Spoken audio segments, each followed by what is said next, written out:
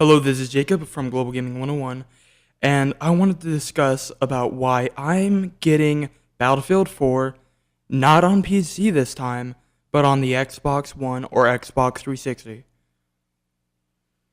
Okay, so when it comes to the hardware aspect, I can run Battlefield 3 720p high settings at 30 frames per second.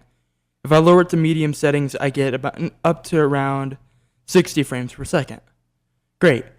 But the thing is, I'm not about the hardware aspect about it. It's more of the controller aspect. I like the console ecosystem much more than the PC. I go and start up Battlefield 3 on my computer, and the one thing I really notice is that it loads up a web page, an HTML file that really gets to where you want to go. You browse servers through that HTML file. You start your campaign, and that just right there kind of makes me feel disconnected from the game a little bit. It makes me feel like the game's segmented.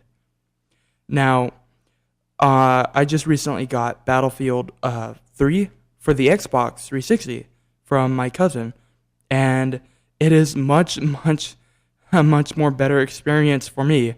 Visually, it is inferior, but I've grown to accept that. The reason why I prefer it is because of the controller part. Now, you can say you can get a gamepad, but it's much different. And I played through much of Battlefield 3's campaign with a gamepad. About 40 or 50% of the game I played with using the mouse and keyboard. That's fine. But I wanted the controller feel of it. So I grabbed the controller, an Afterglow, and I plugged it into my computer. It downloaded the drivers automatically, and I started playing. The major thing I noticed is that when you're running, you actually have to hold down on the thumbstick, while on the consoles, you hold it, you click it, and then you kind of like push forward, and it's much easier on your thumbs. Another thing is that when you have the quick time actions, and there's quite a bit of them in Battlefield 3, it's not supported on the controller. So you actually have to run up and go to your keyboard or mouse, and you have to click those buttons or else you'll lose that part of the game, which is really, really annoying, especially on the last mission. I freaked out quite a bit. And another thing is, when you're playing multiplayer online, the auto aim assist is not there. And if you try, okay, PC elitists say, oh, you need auto aim, you freaking failures. No, auto aim is a necessity if you have a gamepad. Try it. Try playing Battlefield 3 multiplayer right now with a gamepad on the PC, and you'll be like, oh my god, this sucks. Screw controllers. To compensate for that, there's auto aim assist. That's why it exists.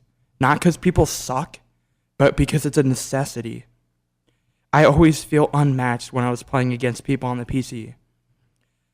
Now, when I started playing it on the Xbox, I noticed I would get positive KDs, which isn't important, but it's just something I noticed. And I felt evenly matched. I felt at home, really. That's what it comes down to. And on Battlefield 4 for the Xbox One and PlayStation 4, it's practically believed to run 1080p at 60 frames per second. Now, it's not all about the hardware aspect, like I said, but that's neat. Now, sure, I can spend like $300 on PC upgrades and get the exact same performance, 1080p, 60 frames per second, possibly with even better visuals. But I like the console aspect, and the PC ecosystem is segmented, not just Battlefield 3 itself. There is Steam, there's Origin, and there's games for Windows Live, which do not connect to each other very well at all. There's different friends lists for all three of them. And I don't want that.